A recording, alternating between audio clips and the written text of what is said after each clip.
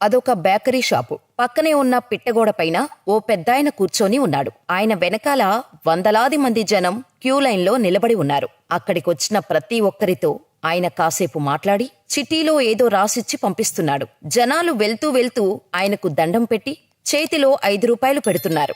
అటువైపుగా వెళ్తున్న ఓ జర్నలిస్టుకు అక్కడేం జరుగుతుందో అర్థం కాలేదు. ఆ క్యూలైన్ నుంచి బయటకొచ్చిన ఓ వ్యక్తిని ఆపి, ఆ పెద్దాయన, ఎవరన్నా, అక్కడేం జరుగుతోంది? ఆయనేం రాసిస్తున్నారు? మీరెందుకు దండం పెట్టి 5 రూపాయలు ఇస్తున్నారు అని అడిగారు. ఆయన మా పాలిట దేవుడయ్యా అని ఆ వ్యక్తి చెప్పాడు. ఆ జర్నలిస్టుకు ఏమీ అర్థం కాలేదు. ఆయనేమైనా లోకల్ బాబానా ఏంటి అని జర్నలిస్టు అయోమయంగా అడిగాడు.